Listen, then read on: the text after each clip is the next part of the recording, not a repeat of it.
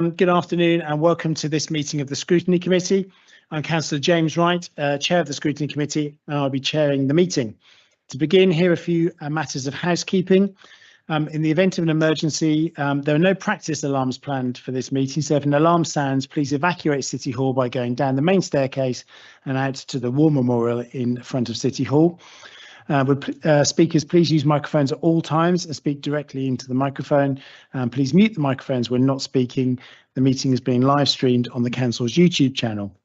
Members of the committee may use electronic devices to access their meeting papers, and visitors are welcome to use mobile phones and other devices, including cameras, but please use them discreetly, set them to silent, and do not use voice or camera flash functions. Members of the committee will introduce themselves, starting from my left and going around the room.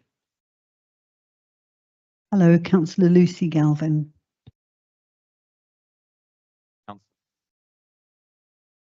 Councillor Paul Kendrick. Councillor Kate Oliver. Good afternoon, Councillor Ian Stutling. Councillor Martin Schmierer, I'm subbing for Councillor Höckner. Councillor Mike Sands. Councillor Sue Sands. Councillor Chris Smith. Councillor Emma Hampton, effectively subbing for Councillor Stannard, who can't be here. Lou Rawsthorne, Chief Exec. Sean Flaxman, Senior Finance Business Partner. Robert Mays, Head of Finance. Isabel Britton, Director of Finance. Alex Cosme, Senior Committee Officer. Thank you. And I think we've hopefully still got Councillor Harper, who is joining us as a cabinet member, but is coming in remotely. Great. Great. So, as Councillor Schmierer has already said, we've had apologies from Councillor Höckner and Councillor Schmierer is here. Item 2 on the agenda, any declarations of interest that members need to make everyone aware of?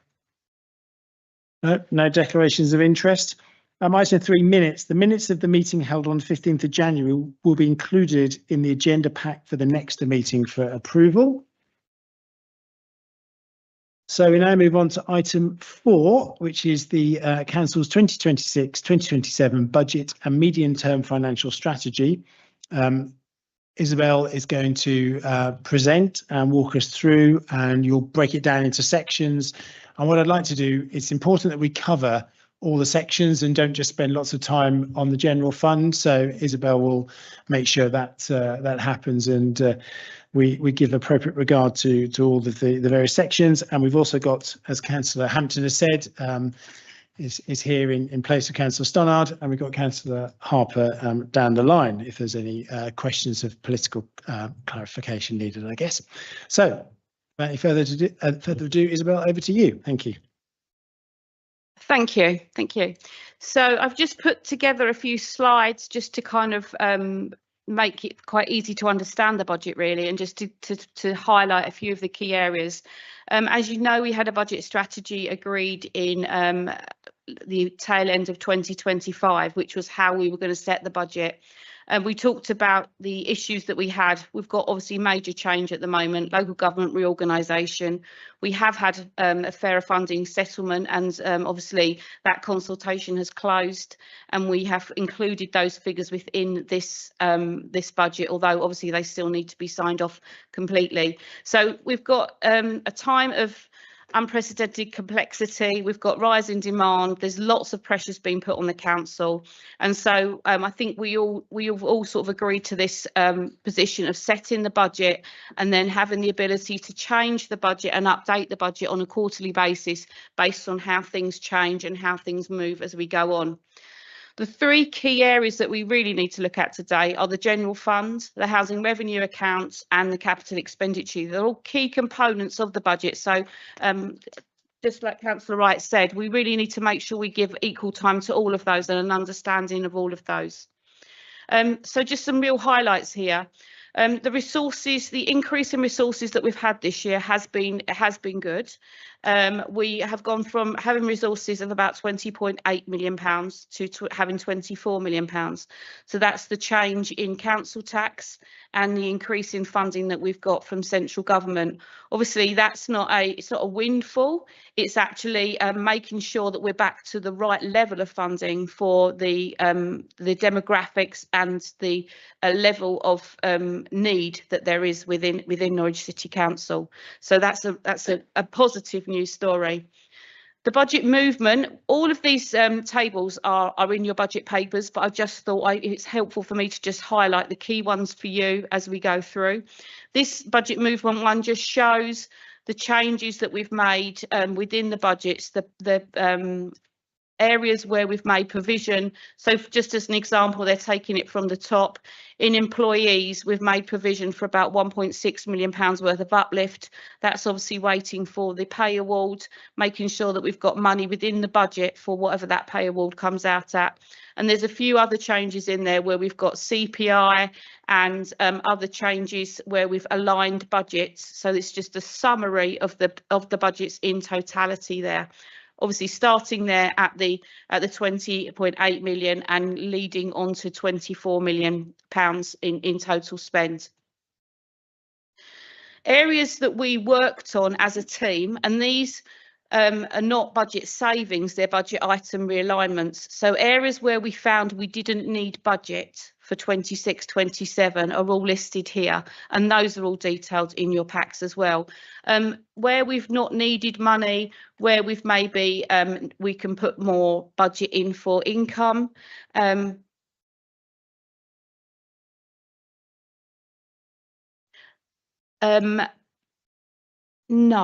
No, sorry. They're all in that very first part of the general fund budget. Yes, yeah. I'll tell you what I could do. If I share this slide deck with you afterwards, it might be that I can put the page numbers. I'm sorry, I didn't think of that. Sorry, apologies. But all of these are just literally picked out and lifted. But I just wanted to share how they fit into the budget in total.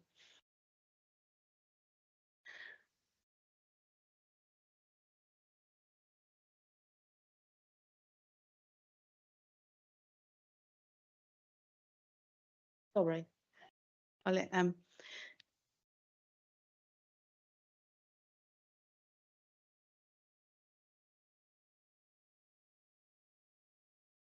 So I think the key areas that we talked about where we've actually got growth within the budget were the capital financing. We had some reversal of some savings in the NCSL contract. We needed to add some money. We need to add some money in for memorial testing. There is an HR restructure. We need investment in the halls. We need a health and wellbeing coordinator, and we needed some investment in the public sector housing. So all of those are included. That's just a sort of a list there, but which is duplicated there in the table that you'll see in the report. So we have got permanent growth within the budget this year of £1.597 million. And then we have some pressures that were put underneath where we've had pressure from a reduction in income because of other things that have taken place within the council. Things like reduced loan interest from council-owned companies, reduced car parking income, and reduced income from assets that we might have disposed from. All of those fit together to build this budget and give you a balanced position for the 26-27. So we provided this paper for you about a week or so ago, and then we were having discussions obviously with the group, with the Labour group leader and obviously the portfolio holder. And we made a decision to use some of the contingency that we have within the budget. So we generally hold a contingency for any unknowns that crop up, and we held the contingency as part of the readiness fund. As you all know, we've put in £1 million for LGR, and we put in £400,000 as a contingency. So in total, we had £1.4 million within the budget in order to provide for LGR and any other items. The decision was made that we needed to make some investment in enforcement to improve the enforcement capacity within Norwich. We needed to make some cleaning investment for the bin stores and use that money for that. And we also needed some additional hours for political assistant provision. So in the Cabinet report, which was published earlier this week, this paragraph is included, and I've just put there on 2.23, there's a paragraph included which said a number of Labour Group have proposed changes has been put forward for consideration.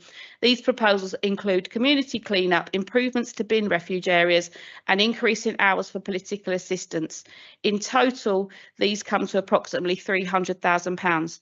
Some of those costs will be HRA costs, but we thought it was important to put it into the budget papers as soon as possible. So that's the only change from the budget papers that you're seeing at the moment.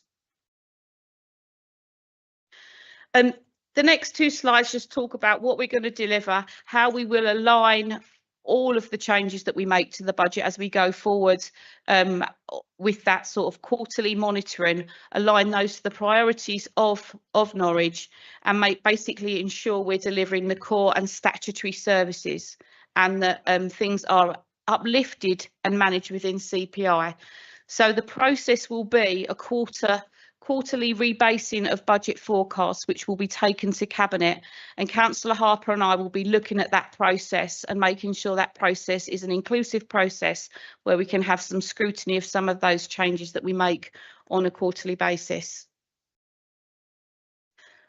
The next area is the HRA. Did you want me to? Shall I do? Yeah, I was going to say it might be an idea to do go for the questions and things now on the general fund, if that's okay, and then we'll come back to the HRA just so that members will have questions in their minds at the moment. So the first slide I've got here. Sorry, so actually, yeah, can we park? I'll park that one. Yeah, park your presentation now, and yeah. I'll open up the floor to questions on the general fund, and then we can move on to the HRA once those are exhausted. So any questions on the general fund? Councillor Kendrick. Oh, can you use your mic? Yeah, thank you. Whoops. Can I actually very much commend the extra spending on memorial testing? I was a portfolio holder for that, and actually more than a decade ago, and that is absolutely vital work. People may find that rather difficult to believe, but of course, the memorials have literally fallen down and killed young children. It is as serious as that. As anyone who's been a parent will know, taking them through a graveyard, the first thing a little child wants to do is grab onto the swing from the memorial. So I very much support and commend that. I will have a political question later, perhaps to Carly. Thank you. Councillor Galvin. Thank you. I think this is kind of an overarching, we'll maybe have the discussion at this stage. It might come up again a few times as we go through, but as the papers say, there's this far-reaching transformation that's defining this year in terms of, or starting to really loom on the horizon, the transition to whatever form the new unitary authorities take under LGR. And we don't now know whether it be 1, 2 or 3, which is a big, quite a big challenge for us in planning ahead. And it's going to dominate everything. I'd like to know about how we can start to try to quantify what the sum looks like and look into that in a bit more detail. We've had a £1 million budget mentioned, and we've also put some money aside last year that I've already asked about, and you've explained that was spent on the initial work in putting forward our bid, which is what I understand. So we did put some money aside last year as part of our budget amendment, actually, and that was spent on how we would go forward. But I'd like to know really if we can have sort of an outline cost analysis of those different models with an emphasis on the Norwich model, or how we could possibly get to some kind of understanding of what the cost could end up being, or as a scrutiny committee, like how we can keep an eye on that really in the most practical way going forward. think it's quite difficult to give you a figure as to what LGR is going to cost Norwich, and I think the provision we've got is probably just a starting point really for what we're going to need to invest in that big change. Obviously, we're fortunate that we do have money in reserves that we can draw on if we need to, and this first year is going to be, you know, really necessary to pin down exactly how we're going to manage that. Myself and Rob have been attending CFO meetings with the Norfolk CFOs. They have some ballpark figures, which at the moment, most of the district councils have got a sort of £1 million in their budgets, and county, I think, has got £3 or £4 million in their budget currently. But whatever the way that it will work is that county will pay 50% of all costs, and then the districts will share equally the costs, the other 50% of the costs. But at the moment, there's just an unknown. We're still trying to work out plans of how that particular work stream is going to run, let alone any of the others. And Lou might be more placed to sort of think about that. But obviously, Lou's provided quite a few briefings about LGR, but it's just, it is an unknown, and we can only really make sure that we just keep you informed. Maybe a suggestion is that obviously when we start doing the monitor on a quarterly basis, we'll be looking at the readiness fund, the £1 million that we've got sitting currently for LGR, and maybe we just have a separate appendix that talks about how we spend that money and how we're proposing to spend that money, and that might be something to future-proof the transparency of how that money is being spent. Yes, thank you for that. Perhaps we can think about that as a scrutiny. I mean, I'm interested. Exeter had their meeting last week, and they were quoted 25 million over 3 years as the costs. Do you think we're looking at something approaching that? And do you think the government might, this is more a political question, do you think the government might bring forward funding to help authorities with that? But yeah, I mean, I don't know where they got the 25 million from. I'd be interested to know. I think a lot of the models are based on savings. So my guess would be that government will say it might cost you £25 million in the first 3 years, but you might save more than that in the next. That would just be a guess. That would just only because some of the models that I've looked at show that obviously the new unitary model will make savings in years sort of 3 to 4 onwards. So what my guess would be, it would be they would probably throw that back at us, I would say. Thank you. Councillor Stuteley.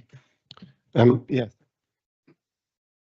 So following on from that, we've had a number of councils that have already been through the reorganisation process. So I wonder how much we can learn from those councils, and whether a piece of work could be undertaken to see whether there is some financial information that we can draw from those experiences. Thank you, Chair. Thank you, Councillor Stuteley. So there's a great deal of work underway in preparation for the Minded to decision, and indeed for then that transition programme into those new unitary authorities.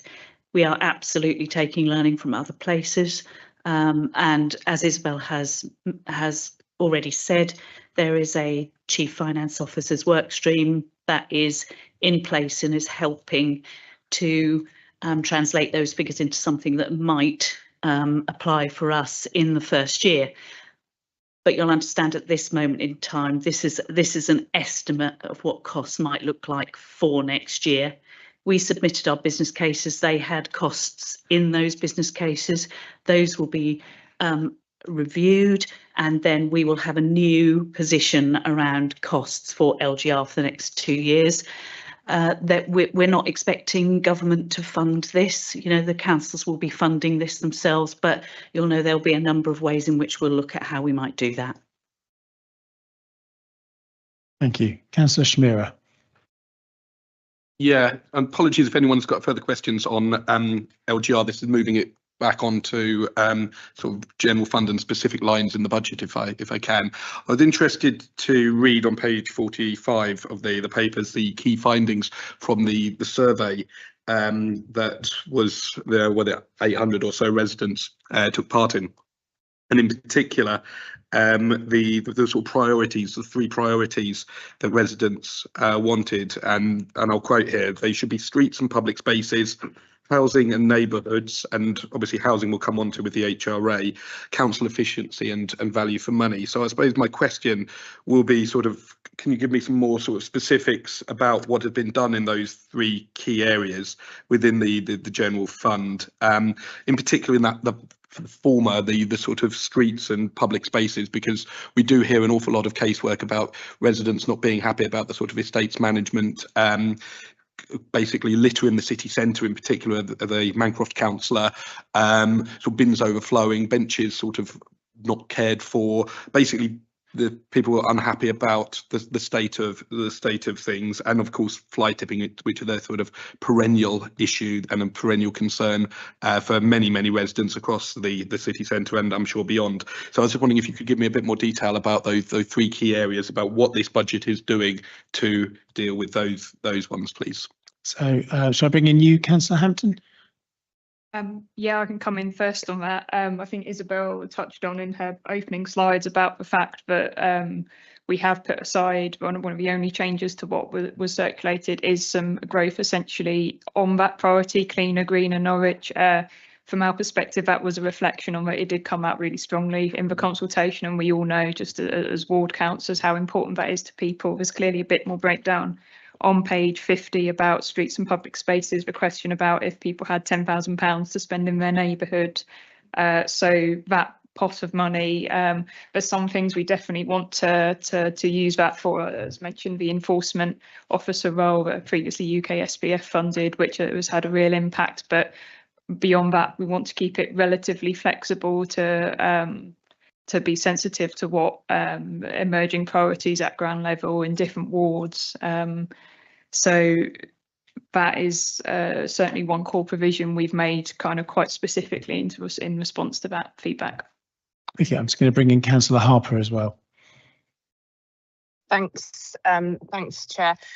Yeah, I mean, I just wanted to support Councillor Hampton's points. Really, I think it came across very clearly in the consultation, but it's also something that has come up, you know, in our conversations with councillors across most wards, to be honest. So we were keen to make a significant provision in this respect. I think we are keen to make sure that those funds are sort of targeted on a needs basis, and we're keen to have community participation in kind of some of the decision making around that. Certainly, since we know over the last couple of years, since the arrangements have changed for access to the county run tips, that we are cleaning up additional fly tipping, and this is about tackling that head on, but also trying to get to the root cause of it. And we have had some notable successes, I think, recently in prosecuting fly tippers and chasing down enforcement. And I think this additional resource is going to be really critically important to tackling both ends of the challenge. So yeah, we're keen to, I think, have further engagement with group leaders next week in terms of looking at the mechanisms for kind of reviewing emerging priorities over the coming year. But I hope this is something that everyone can agree is a welcome addition to the budget, which definitely reflects what people in Norwich are telling us. Thank you. I've got Councillor Kendrick next. Thank you. This is a political question, so it's really to Councillor Harper. First of all, can I say this is the first time in 10 years I haven't been in your position, and I can assure you it's much nicer being here than where you are. And so you have my absolute sympathies. But where I think you are very fortunate is at long last we have a government that recognises the demographics and position of Norwich City Council and has increased our allocation quite considerably. I wondered if you'd like to comment on that. Absolutely, thank you. And I think the phrase "fish out of water" probably rings true. It's certainly been a steep learning curve taking up the finance side of my portfolio, especially following someone who you know, is so experienced with the brief. So, but thank you for leaving it in such good shape, Paul. Yeah, I mean, I absolutely agree with that. I think, you know, when we heard about fair funding, we prepared for the worst, hoped for the best, and said that we would sort of accept what came. And I think, you know, we've been incredibly fortunate. We've done incredibly well from the fair funding settlement. And I think what that allows is for us to continue to protect frontline services. Clearly, it's not the restoration of the 70% of real terms funding we lost since 2010, but you know, we've been incredibly prudent in that period and have kept our council finances in great shape. And I think that, combined with you know, some canny asset acquisitions and some canny asset disposals, means that we you know, remain in a really strong position. But nonetheless, that additional funding from government is incredibly welcome. As I said, it means we can continue to protect core services, but it also means that we can invest in tackling the things that people in Norwich are telling us that, you know, are incredibly important. And you know, it's you know, it's been a while since we've been in a position that we've been able to say, actually, yes, we are really going to put some significant resource behind some of these things to increase spending, so that we can really tackle these issues. So yes, very welcome. Thank you. I've got Councillor Galvin next. Thank you. For as long as I've been a councillor, we've always been asking central government to give us settlements over more than a year, and I find it great that that has finally happened, but a bit sad that it's happened when we can't now look ahead 3 years because we won't be here. So that's just something to remark on. But I wanted to ask a question about outcomes-based accountability, which is something we heard a lot about last year, and kind of link it as well to the money that has been spent by this administration before. So in 2023, I think there was a budget amendment a bit like this of £100,000 that came quite late in the day for the Love Norwich sort of project. And I just want to make sure and hear from you that the learning from that money will be used this time round to make sure that we actually pick up on what we got from that, to make sure that this is now another bumper, if you like, into that direction, in a spend into that area. So I want to make sure that we really pick up and aren't in this position again in the future. Well, not that we will be, because we won't be here in this way, hopefully, but that we will pick up on that. And also with the outcomes-based accountability and the business plan and the corporate plan, it's not hugely visible in this budget what we heard about last year. So in other words, that OBA is essentially making sure that your funding delivers what you want it to in your corporate plan. And we do have a strong corporate plan, a community-led plan. It's not very visible at this point. Normally we'd sort of see it at the same time as the budget. So just wanting to ask, as a scrutiny committee, how do we make sure that this budget is based around that plan, and can we put something in perhaps going forward to pull the two together a bit more? Who wants to pick that up? Yes, I have. I'm sorry. Go on, Emma, you go.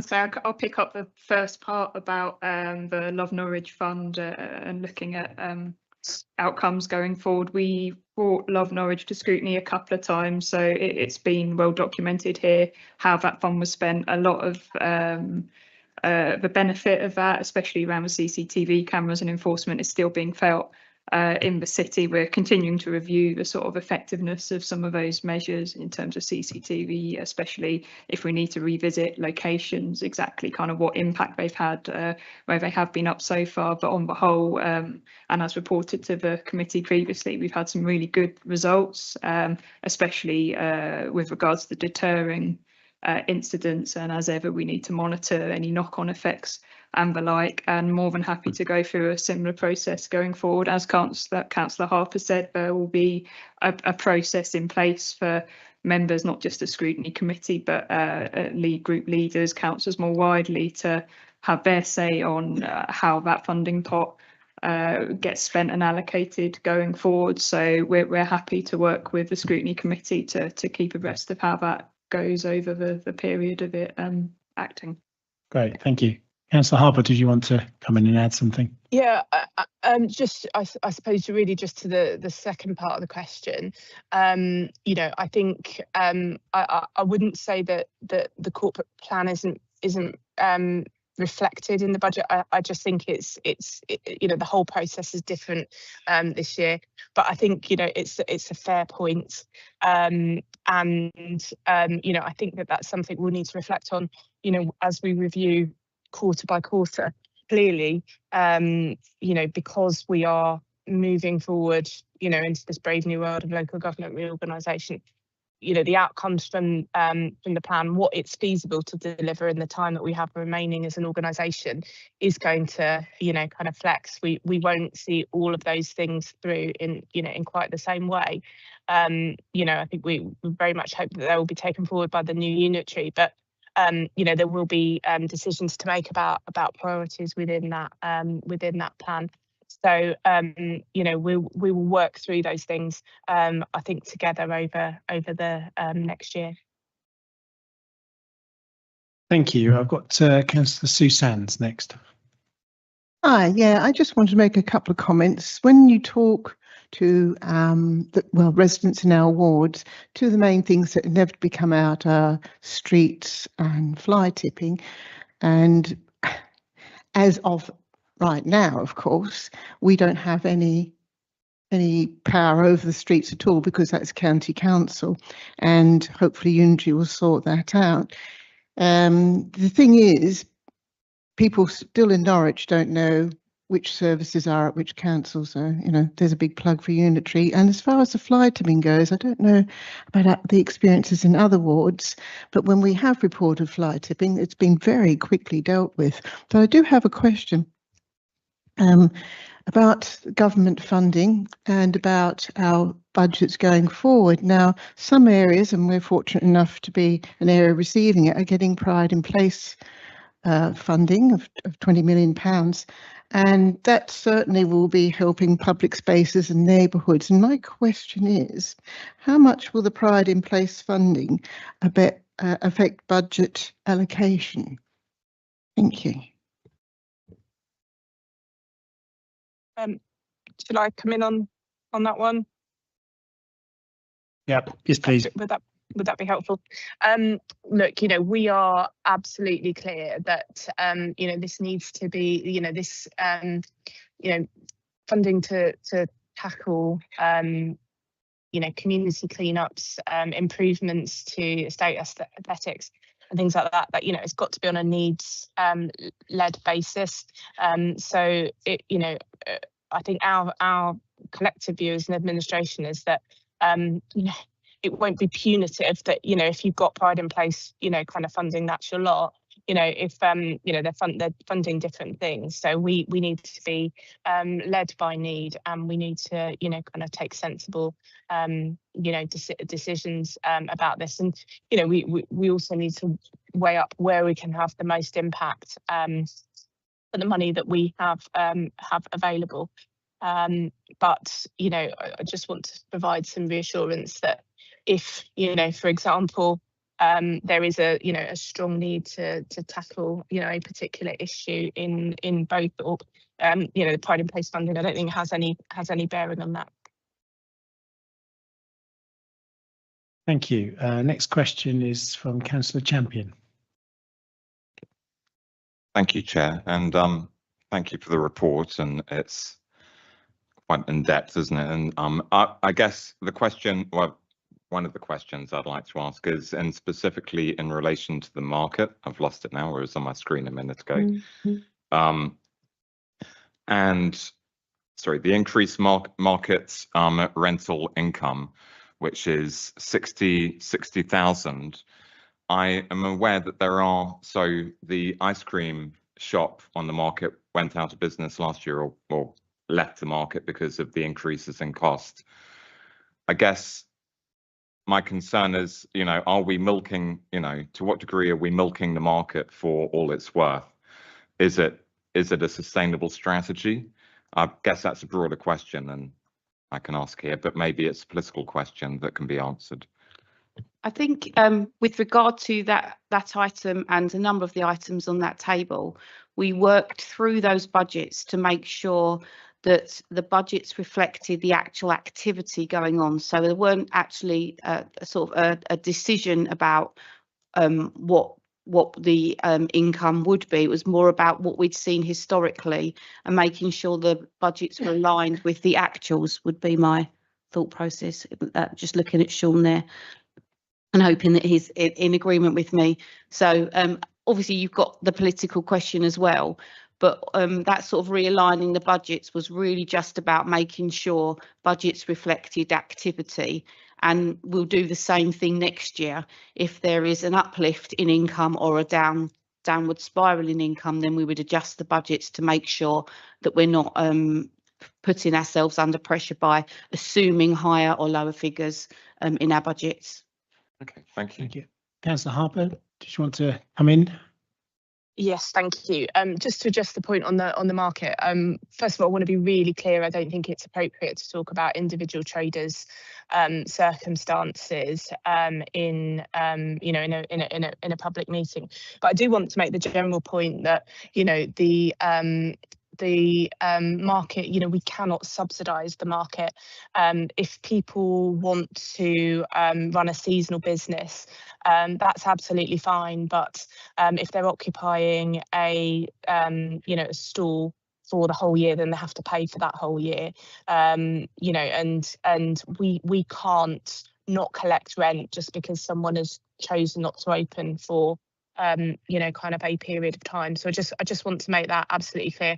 We have a duty to taxpayers in Norwich to collect the rents that we charge. We charge our rents on a fair basis. They are benchmarked, they are incredibly competitive nationally, and in the when compared against cities of a similar GDP and a similar kind of size. So we're really proud of the rent, the approach we've taken to rent. We are trying to further standardise and professionalise, but I don't think anyone could say that we are milking the market for all it's worth, because we are charging some of the most competitive rates kind of in the country, and certainly in the east of England, and I think most traders would agree with that. Certainly the passion that we've seen that's come across in the market consultation demonstrates to everyone that actually traders are really passionate. They don't want to leave the market. They love it, and kind of they value it. So I know it's very tempting to kind of try and take the opportunity to have a political swipe, but I would urge people to resist the opportunity to do that, because actually the facts tell us we've got a very, very long waiting list for stalls in the market. I think it's one of the reasons that Save has been so successful.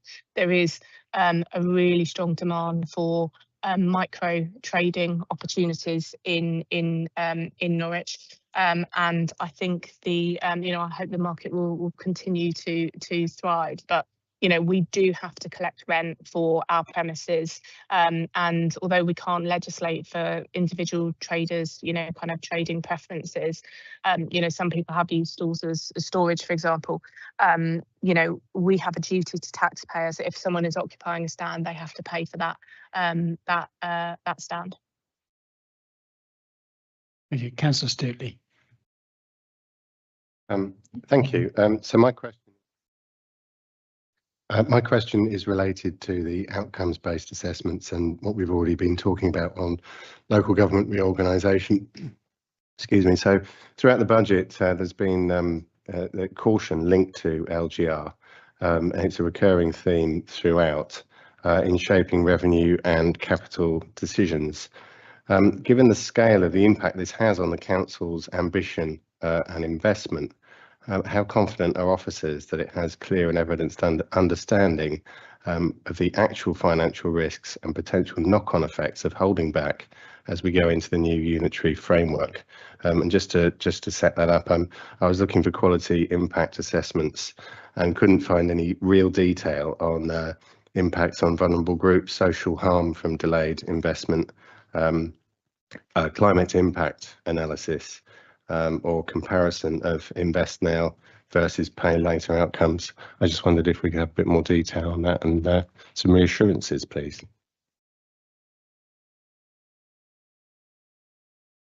So just making sure that we've got I suppose the question, I'm just trying to paraphrase your question. Your question is, do we think we've got the financial resilience to move into LGR?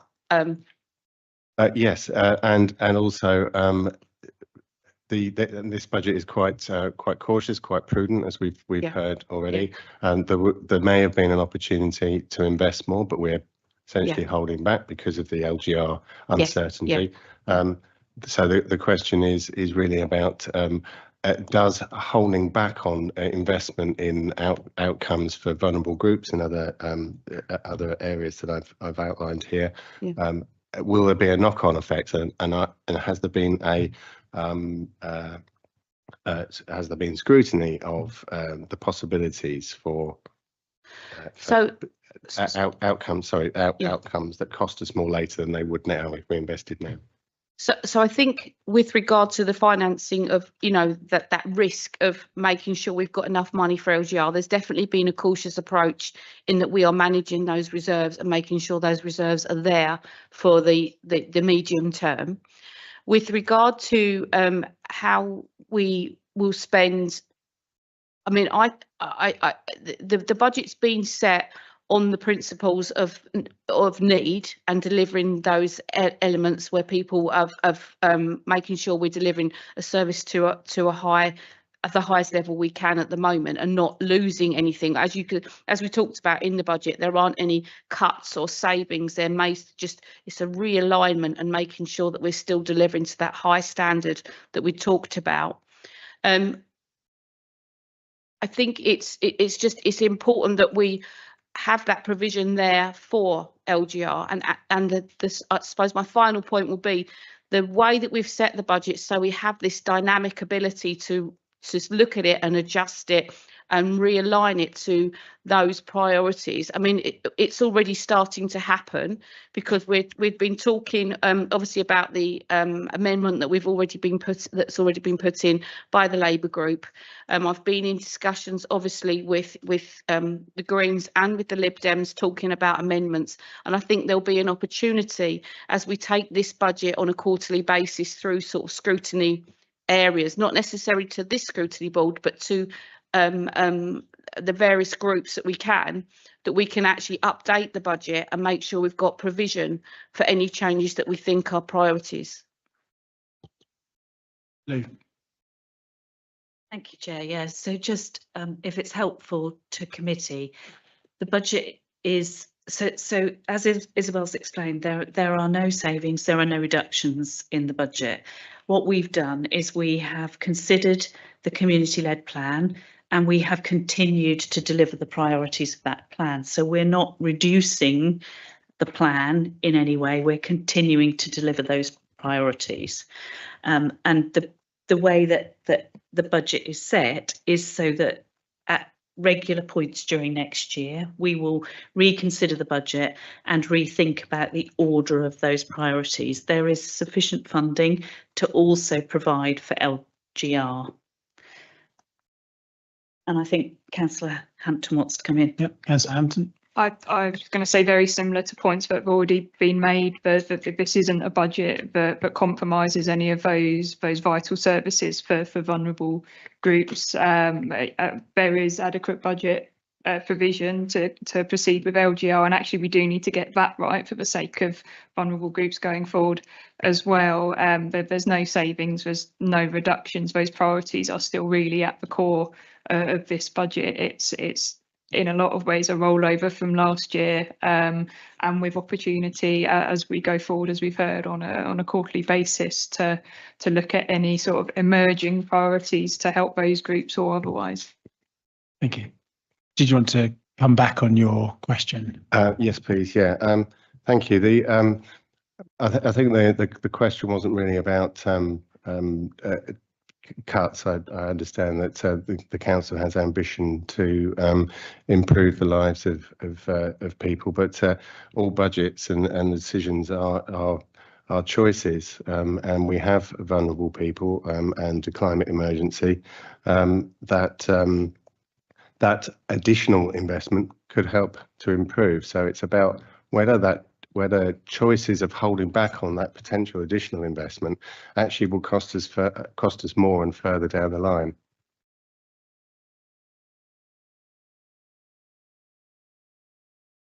Mr. Hampton?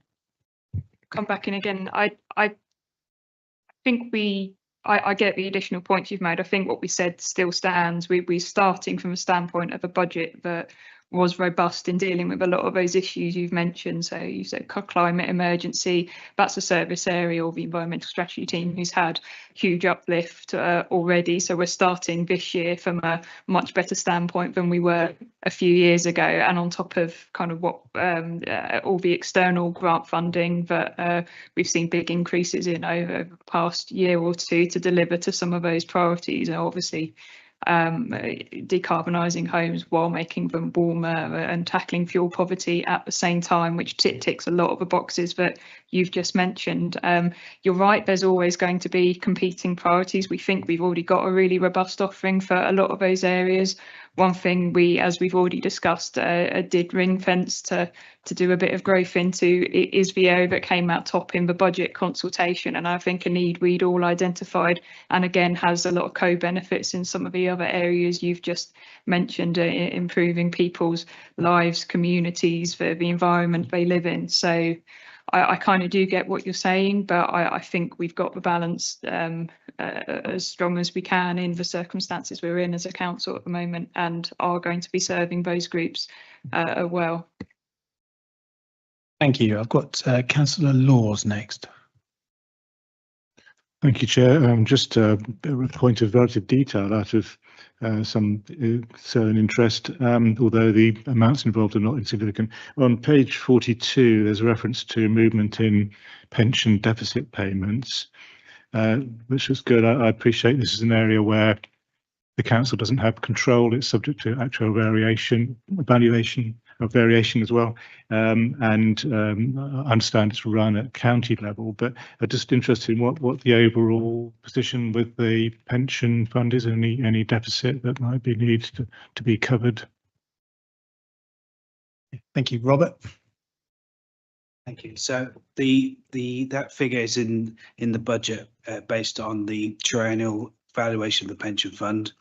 The funding position for the City Council for the first time shows that the City Council has a surplus position in the fund, and that's not unique just to Norwich. I think that's across a number of employers within the Norfolk Pension Fund, and also it's something that's been seen across the whole of the LGPS pension scheme. So that's a really good positive piece of news.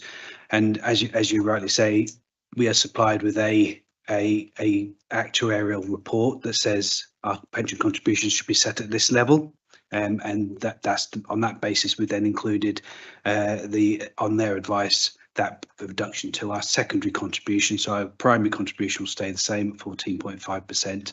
It's the secondary contribution, which is referred to as the deficit payment, that will be the bit that's reducing in line with the actuary report. Thanks. There's an overall surplus at present. So that, based on the current triennial valuation, there's a surplus in the pension fund for Norwich City Council, which is really positive. Okay, thank you. Right, thank you. Councillor Galvin, next, please. Thank you. So we've heard that the whole process is different this year, basically because everything has changed, and that we need to reflect on things quarter by quarter. We've heard look at what's feasible in the time we have left. The cabinet members have said that, and the officers are currently working, I know, with political leaders to ensure that there's adequate opportunity to discuss that dynamic budget process. And that includes what's mentioned in the consultation papers as the readiness fund. So there's a kind of readiness fund that's emerging that is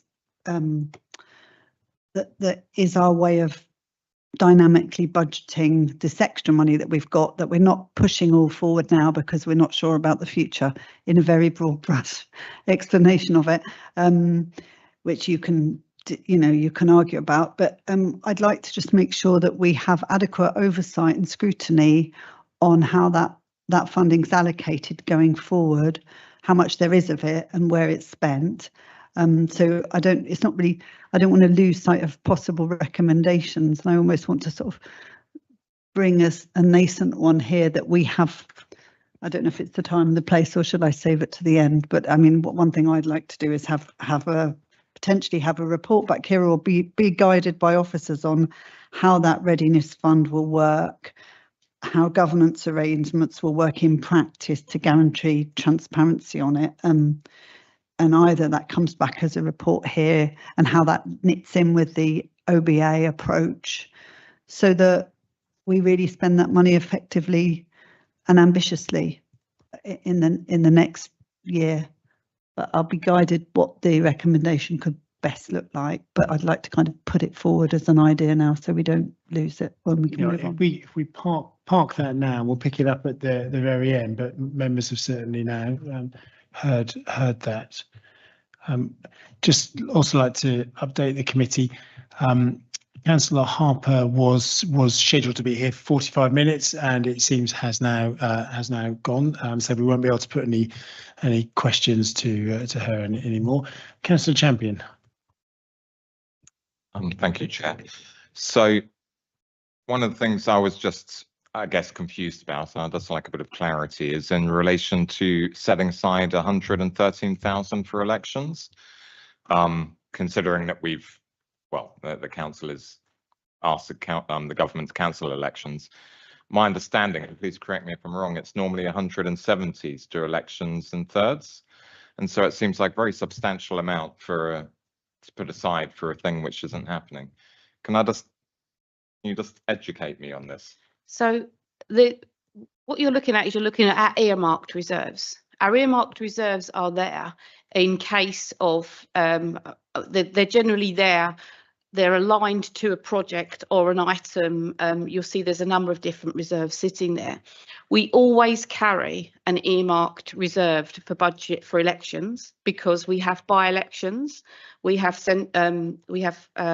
general elections. There's different types of elections, so we make sure that we always have a balance in that account in order to pay for those.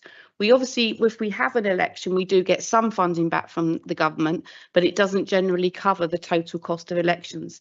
And in the background as well, we generally have statutory legal requirements in order to make sure that we've obviously got the electoral roll up to date. There could be changes in what those conditions might be. And say, for example, just as an example, when we went onto postal voting, there was a big investment in things that enabled postal voting to occur, and we don't know what changes might happen in the future. So we would always keep that pot of money there in case of any change in what our delivery need was. Great, thank you for that. We're 55 minutes on from the scheduled start of the meeting, and we've just had one of the three headings. So I think now is a good time to move on to the HRA.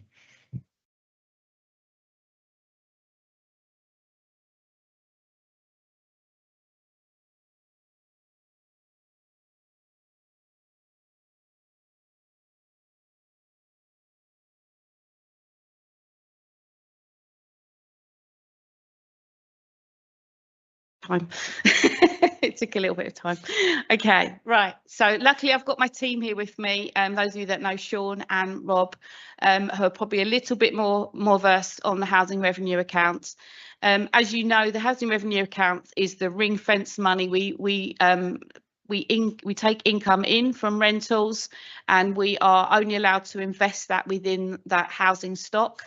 There is a 30-year plan that I think came to Cabinet in December, if I remember correctly, that talked about what our plans are and how the money for our housing revenue account will be used in future years. This is just a high level summary really of what those costs were for 25-26, how they've uplifted obviously into 26-27. You will note at the bottom that there is a contribution to the reserve, so that's a 2.378 million pounds contribution to reserve forecast for 26-27. That money goes into HRA reserves and is generally spent on capital investments. So all of the things that we need to make sure to keep those homes really in tip-top condition and invest in new homes for the community as well. I think the second slide, she says, is it going to move? There you go. Just some highlights. So the proposed gross expenditure, the proposed income, so 78 million pounds worth of expenditure, 80 million pounds worth of income.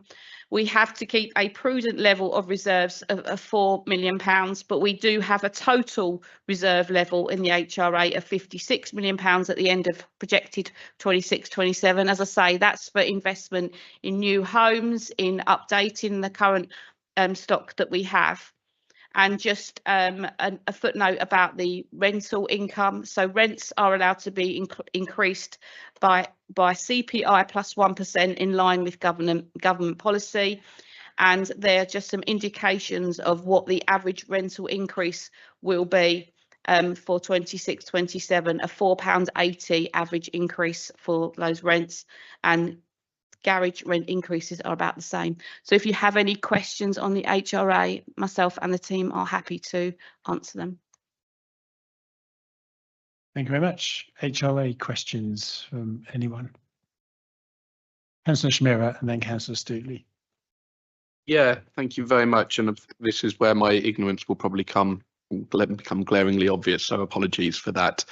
The first question I've got, if I may, Chair, ask two questions, is you say that the prudent minimum reserve is 4.8 million and yet the actual reserve is 56 million. Now, if you have a look at the general fund, it's quite close to the actual prudent minimum. This seems very much to a factor of 10 out. So if you could maybe sort of explain that again to sort of overcome my ignorance.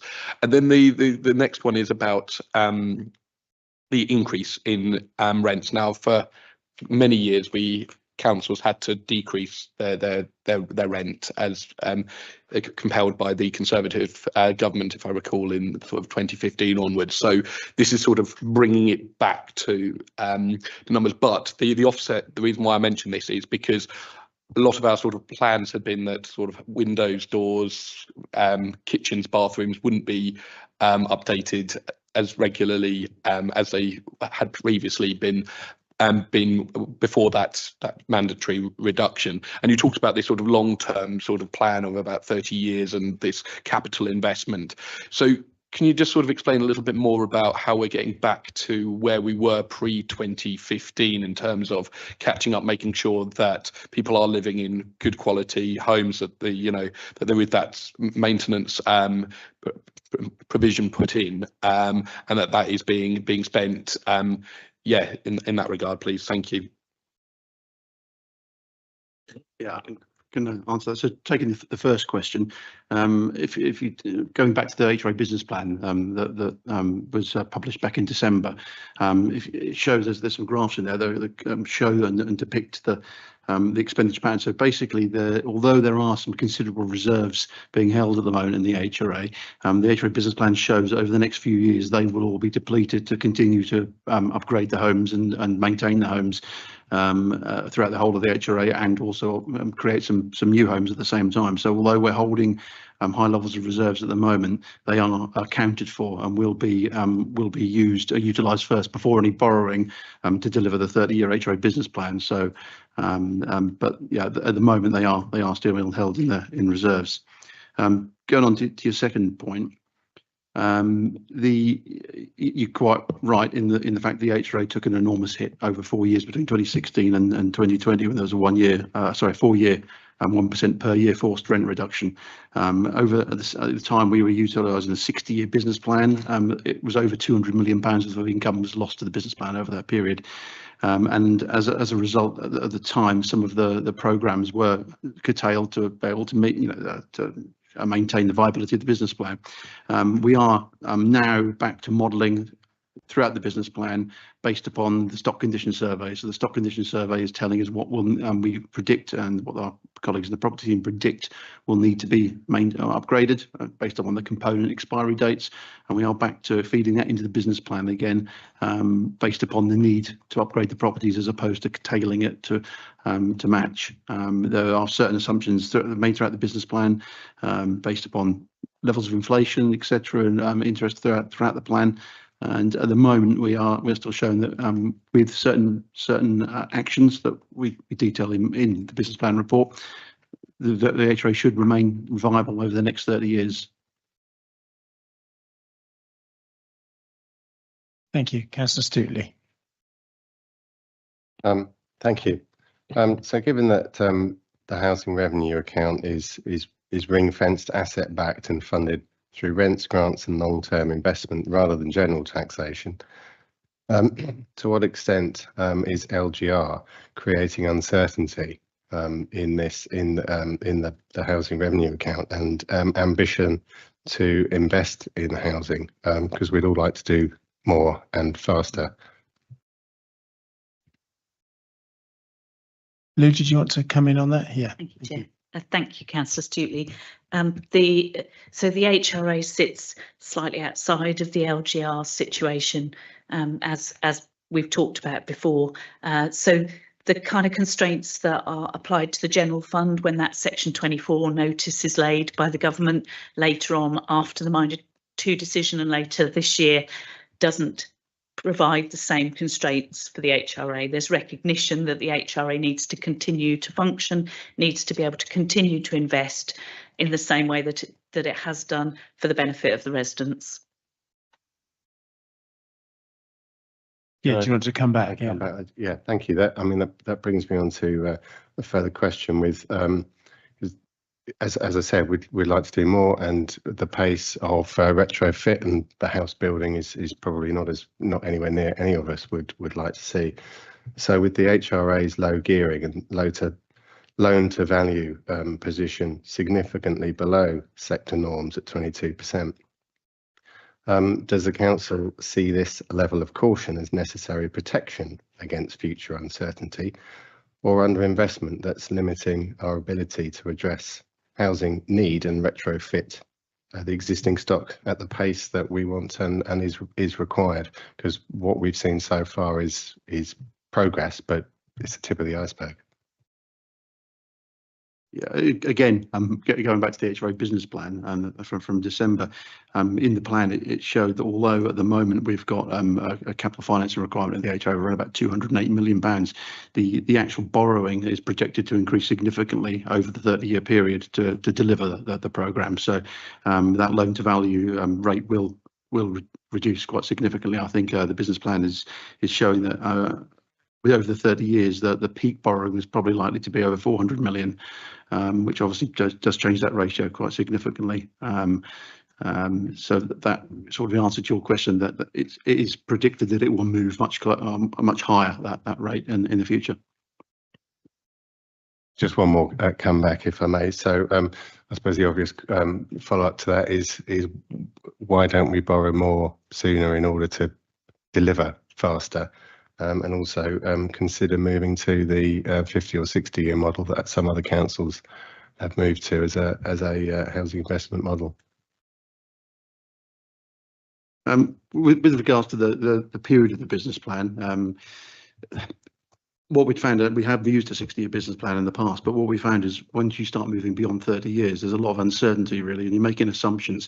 You're making assumptions for a 30-year business plan, obviously. Once you go beyond that, the assumptions become it's much harder to predict and far less accurate. So, and the business plan itself is really an early warning system of what might happen if you take a certain set of actions. And we found that the 60-year plan, well, it was useful in telling us how much money we had or income we had lost to the HRA over that 4-year rent reduction, but it had limited benefits when you extend it over 60 years due to the uncertainty of the assumptions that you're using from year 30 onwards, really.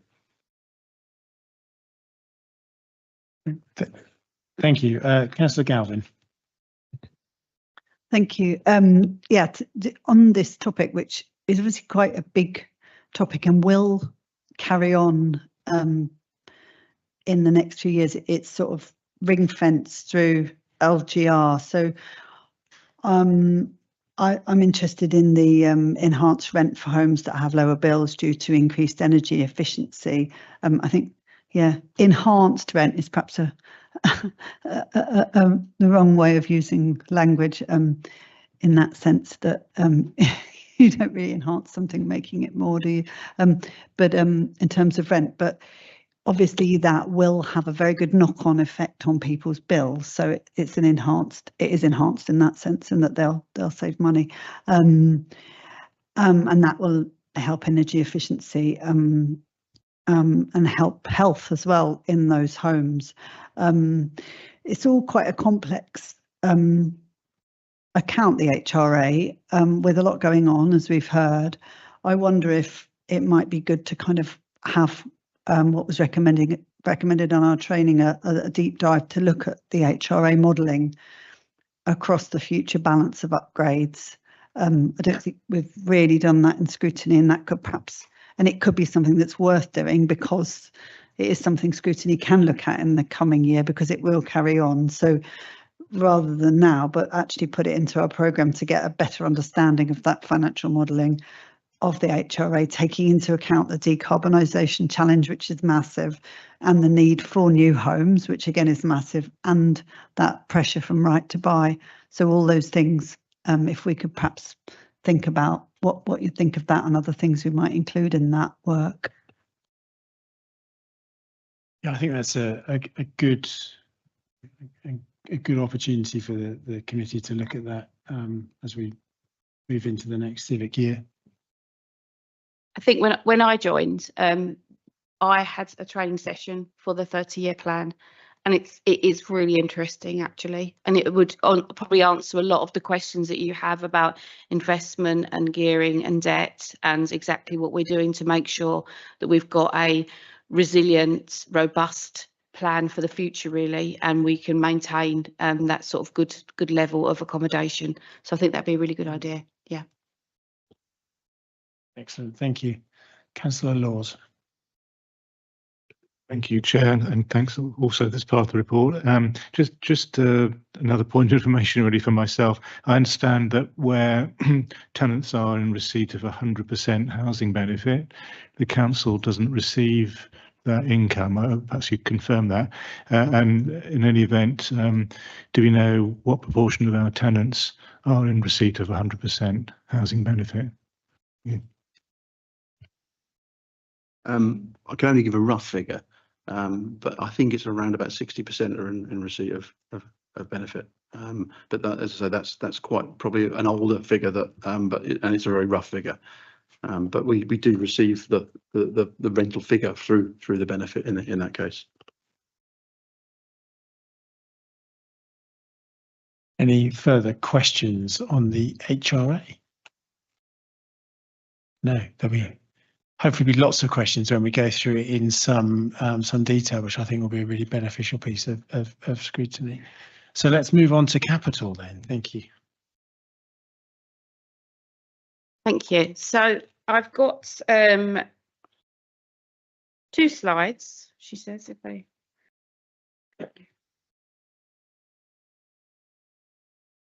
First of all, general funds.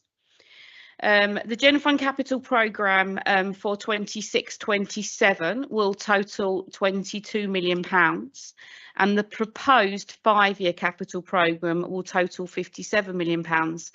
Obviously, there's lots of single items in that programme that are included in your pack in the capital strategy and the detail behind it. There's some large ticket items. There's Disabled Facilities Grant, which is obviously an ongoing capital item. Warm Homes Funds. We have Slough Bottom Parks Works, which is about £8 million in total across the programme. Some large major projects going on, including some provisional money for the livestock market and the City Hall, and St Andrews car park and market provision improvements. Overall, as it says here, the programme is projected to spend nearly £58 million, and the other side of that capital programme is obviously the HRA, which I think, like we've just talked about, all of this spend is included in the 30-year business plan, which will include the funding of that money and the delivery of that programme. The proposed spend for 26-27 is just over £67 million, and in total for the 5 years is £260 million, which is obviously a very large amount of money, which will be funded by those reserves that you saw and additional borrowing and the ongoing contributions from the HRA. Any questions? Thank you.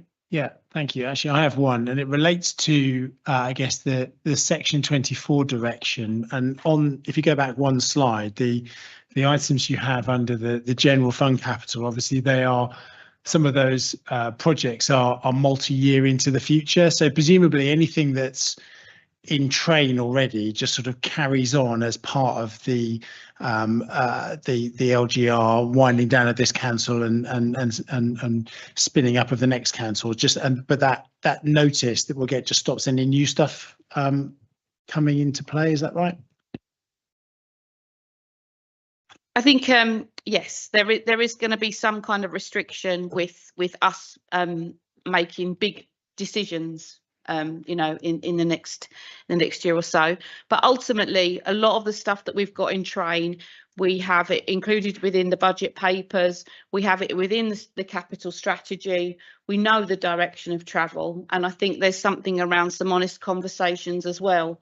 You know, if we need to have those with other parts of Norfolk. Maybe Lou might want to add something else to that, but thank you, that's Lou. my thoughts.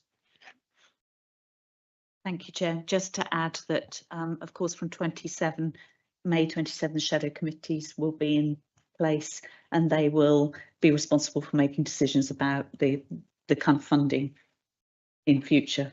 So it's not necessarily that it can't happen, it's about the decisions being made in a slightly different forum. It's about, I guess, shifting the governance around it. Yeah, great. Thank you very much for that.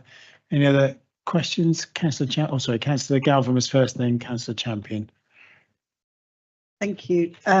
Yeah, it's really interesting always to look through and see the sums of money in there and find out what they're going on, because we don't always know about these. I just wanted to ask about the district lighting replacement programme.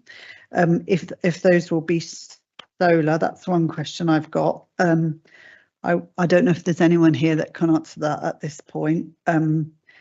I also wanted to ask about the Anglia Square under the flyover. I think I understand that's some work we're undertaking, a sort of landscaping work that is all this year. It's just that is quite heavily front loaded to next year, and then it goes to nothing. And just wanted to make sure that's well aligned with the rest of the work there, that we know that, you know, that will be able to be delivered and make it look nice when there's all that other work going on down there.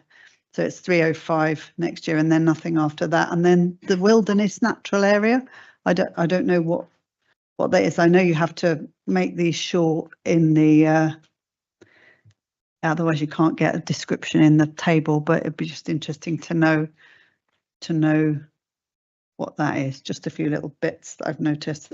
Councillor Gavin, I don't have details behind those, but I can take those questions away and make sure they're answered within the minutes if that's okay. Thank you. Councillor Champion. Thank you. And again, I mean, I guess I'm coming from a place of ignorance in many regards, and I'm just trying to. I've just been, while reading this, one of the some of the numbers which jumped out in relation to the loan book, where we've got 1,700,000, which are being lent to Norwich City Services. And then this is on page 71, and then underneath it says, additionally, the council has outstanding loan debt to Lion Homes, which is totaling 6 million. That has been that was last year reduced to nil. I just find that a little bit. These organisations who are lending money to are doing things that the city requires. And I just get a bit confused over, I guess when I was trying to bend my head around reading this document and I hit the loan book bit and I was just trying to bend my head around what that all means. Does that mean that last year we wrote off 6 million and, and this year, and the interest payments from these organisations paying them back to the council, that must impair their, that's paying us interest must be money which would otherwise be used to service residents of the city. So I guess I just got a bit of a block, and I just wondered, thing is, I've got such a wonderful panel of experts. I wondered if you could clarify this for me. Robert, no pressure. Yeah. I'll do my best. So the loan, effectively what we're trying to describe in the report with the loan book is to say these are capital loans that we've lent money to external organisations. So there's two of our wholly owned companies. So there's Norwich City Services Limited and Lion Homes, and then there's also a small amount that we've lent out to the Norwich Preservation Trust.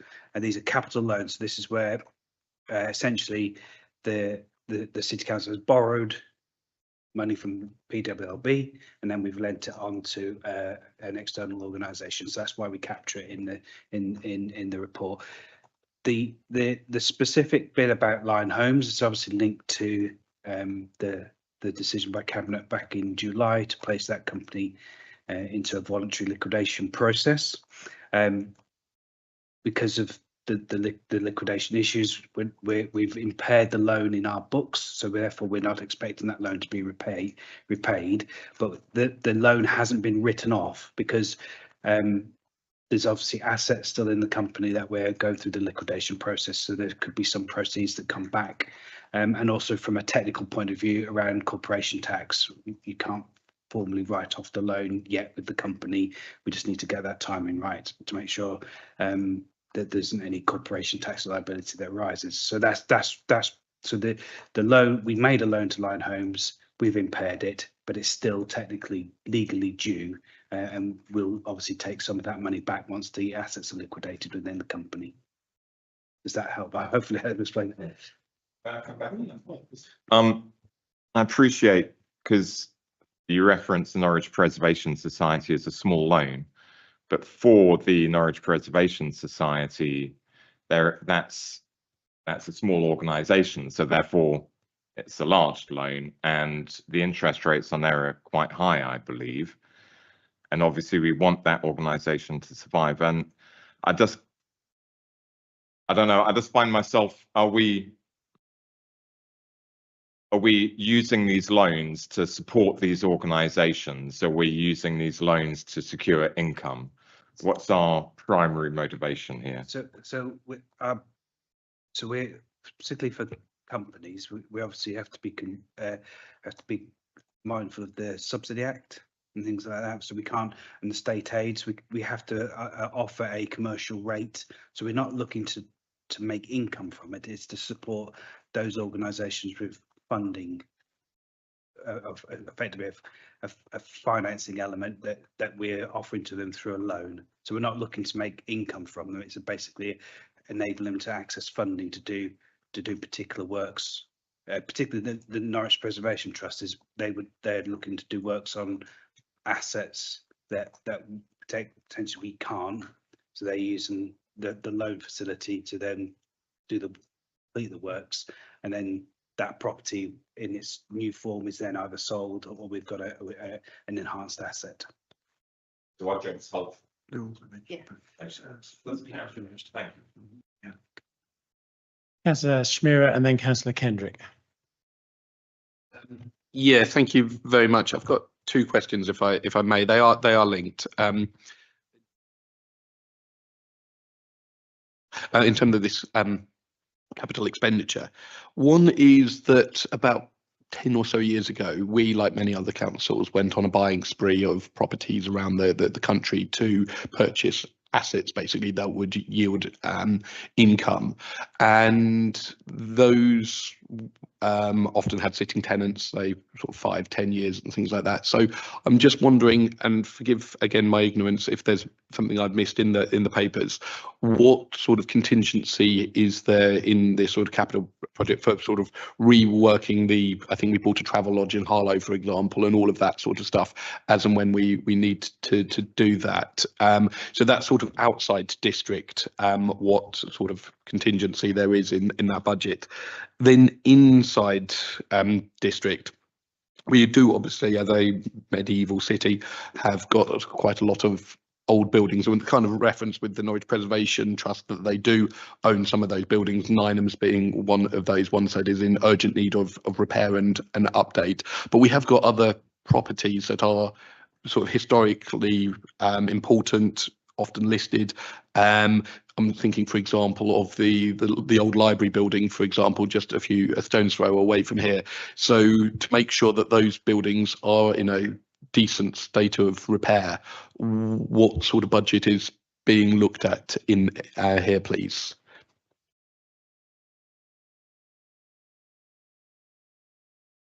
Yeah, I was just trying to look for the exact amount. It's in the report. With regards to the commercial properties for future repairs, there is a commercial property reserve where an amount has from the rental income has been set aside over a period of time until it reached I think it was around about just over 2 million initially, to fund any future repairs that are required. And obviously, if we then utilise that, it would then be topped up again from that income. So that was the bit that I was trying to find the exact amount, and it's in the report somewhere. But we won't need to be taking anything out of our general fund reserve for that. There's an earmarked, and it's not expected to be exceeded.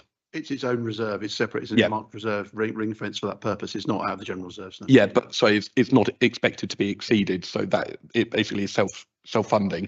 There isn't going to be any sort of money coming out of general fund or anything like that to cover that. Yes, the idea is that if the reserve was to be utilised and drawn down to a very low level, then in future years we would then need to direct some of the rental income into that reserve again, to top it up again. But as it sits at the moment, we're not needing to do that.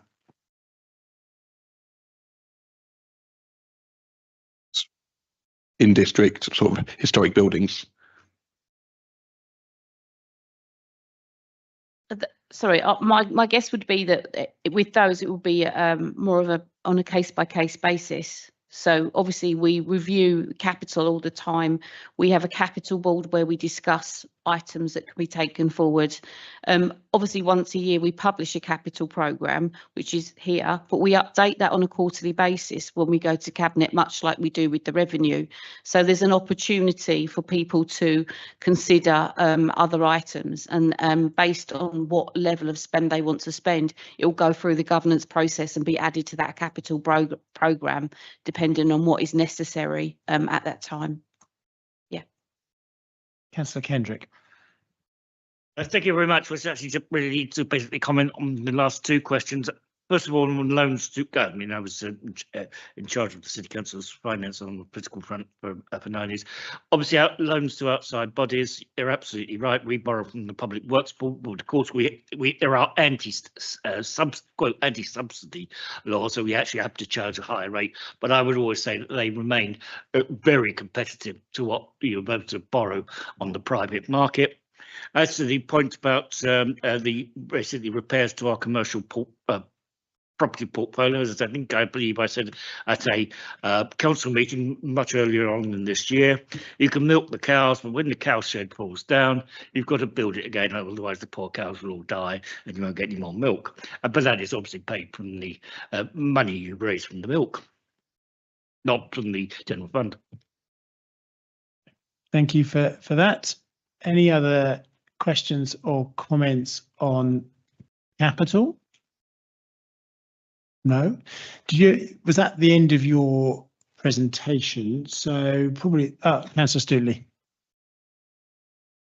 Sorry to interrupt. I was going to ask a more general question, if I may. So we've heard about the budget being prudent and quite safe. But setting aside the uncertainty around local government reorganisation, can you see any vulnerabilities or make on the softer assumptions within the budget a medium-term financial plan, and what specific mitigation measures are in place if those assumptions do not hold? So, for example, we were, or the council was a significant beneficiary of interest rates going up. What happens if they take a tumble?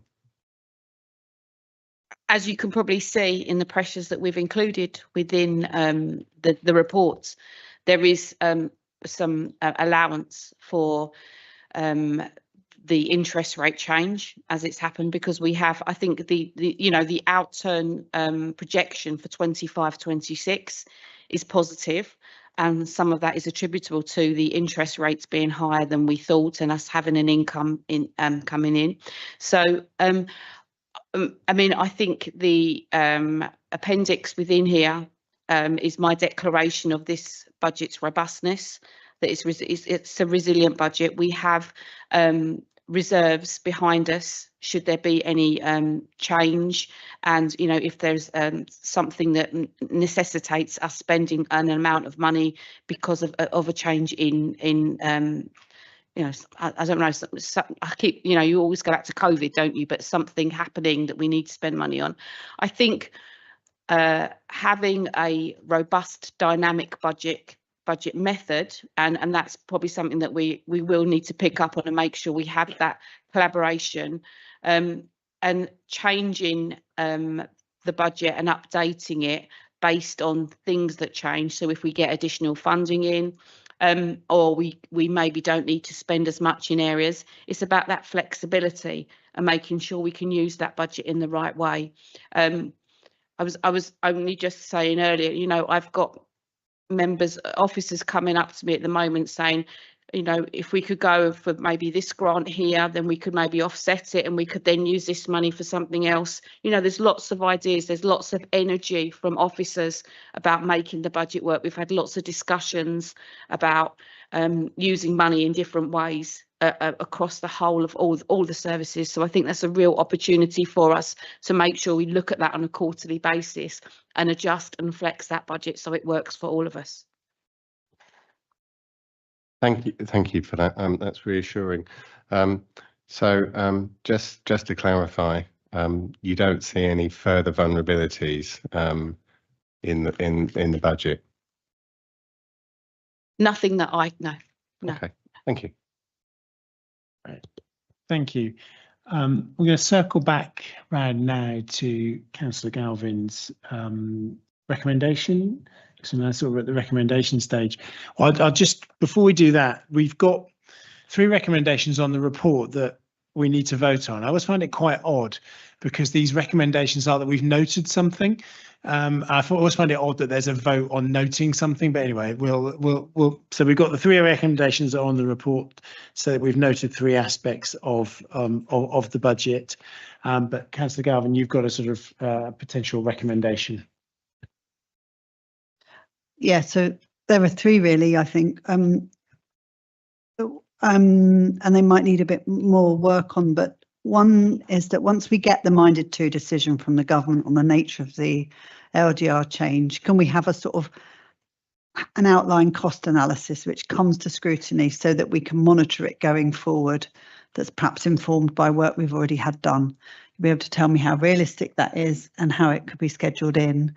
but I think as a committee, we'd probably like to keep an eye on the costs of LGR going forward. So that's one. The second one is we've sort of agreed here, we want a really robust and collaborative dynamic method of budgeting that keeps the council ambitious, so that we can pass on a really good going concern, and keep achieving for the people of Norwich who aren't going anywhere, even though LGR is changing things. So I'd like to ask for a report to be brought back to scrutiny, to show how the budget will carry on achieving the corporate plan and align with the OBA approach. So obviously don't want to put a lot of work onto people to keep redoing budget plans and bringing them back, but it's about how that readiness fund will work, how the governance arrangements will work in practice to guarantee transparency through the year. That's probably needs a bit of working up, that recommendation, in line with what can be achieved. But then the last one was that we have a deep dive into the financial modelling of the HRA as a scrutiny committee, looking into the decarbonisation plan, the right to buy, and the necessity of building more homes going forward, so that we understand the fine grain of that ambition.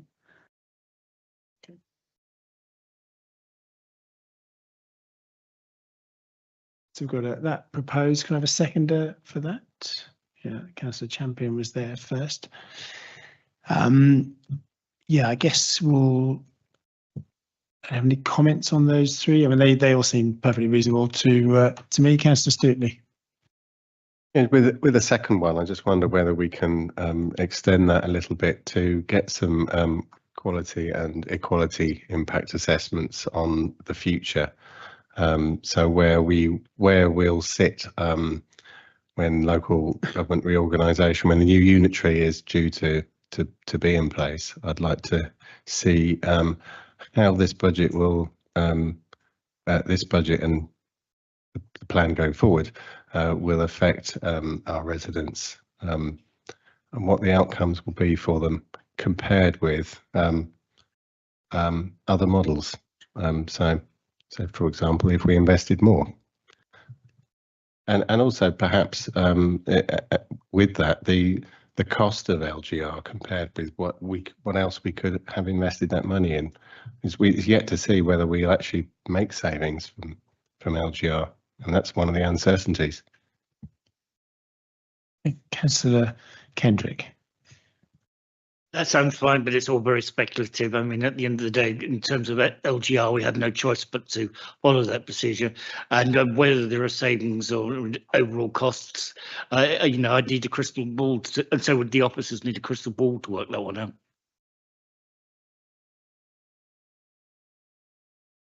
Alex, do you have for that second one? Because Councillor Seeley, it felt that last bit you added on felt to me, without seeing the wording written down, that it was quite a leap from where it originally started. But I tend to react well to reading things rather than hearing them. So yes, to be honest, I was thinking out loud a little bit with the end of that. I mean, I'd like to see assessments on everything, but it is. It is within the gift of the government to cover the cost of LGR, and the fact that they're putting that cost on us is going to have an impact. But essentially, I was looking for a little bit more detail in the equality and quality impact assessment. I think from the qualities, I think that's absolutely fine. Yeah. Any other comments on those? Do you have something that you might want to read out so we know exactly where we're at, and we'll take a vote on those? Would it be okay if we took them one at a time, just so I was really clear on what we've got? So the first one is the recommendation that once we get the minded to decision from government, can Scrutiny Committee receive an outline cost analysis so that Scrutiny can monitor the cost of LGR going forward? So we'll take a vote on that. Anyone in favour of those, please indicate. Yep, that's unanimous, thank you. So the second one then was Scrutiny Committee to ask for a report that shows how the budget will carry on achieving the corporate plan and align with the OBA approach. And that will look at how the readiness fund will work, how governance arrangements will work in practice to guarantee transparency throughout the year. And then we had the added point about having more detail in the equality impact assessments, which if you want to put that together with the second one, or it could even be its own. I think we put it together with the second one. Yeah. Okay. Can we take a vote on that? Yeah, go to the vote on that. All those in favour, please indicate. Thank you. Any against? Abstentions? 2 abstentions for that. That's carried. Thank you. And then the third one is for Scrutiny Committee to receive a deep dive into financial modelling of the HRA, and that will looking into the decarbonisation plan, right to buy, and necessity of building new homes going forward. Yep. All those in favour of that, please indicate. Yeah, Thank you. That's unanimous. Thank you. So we also have the recommendations from the report. I will read them out. So there's 3 that we need to vote on. So we need to note the latest financial information, the budget strategy incorporated into the report and the budget proposals, which enable the council to set a balanced budget for 26-27 and the medium-term financial strategy for the period 2030 to 2031. Then we also need to note the Section 25 report of the Chief Finance Officer on the robustness of the budget estimates, the adequacy of reserves and the key financial risks to the council. And then we need to note the council tax resolution for 26-27 prepared in accordance with sections 32 to 36 of the Local Government Finance Act 1992 as amended by the Localism Act 2011 will be calculated and presented to Council for approval on 24 February 2026 once Norfolk County Council and the Office of the Police and Crime Commissioner of Norfolk have agreed the precepts for 2026-2027. That is a bit of a mouthful. So anyway, we need to take a vote on those. So all those in favour, please indicate. That's unanimous. Great. Thank you very much. That is the budget of the scrutiny complete. Alex, I think you've got an update on the work programme. Yes, thank you, Chair. Just a very brief update just to highlight that the work programme contains the Scrutiny Committee's programme for the rest of the civic year. The next meeting of the committee is on the 19th of March. And now that we have the schedule approved for 26-27, we can start allocating some of those TBC items at the bottom of the programme. That's all. Thank you, Chair. Great. Thank you. Any comments on the work programme? No? Great. In which case, thank you.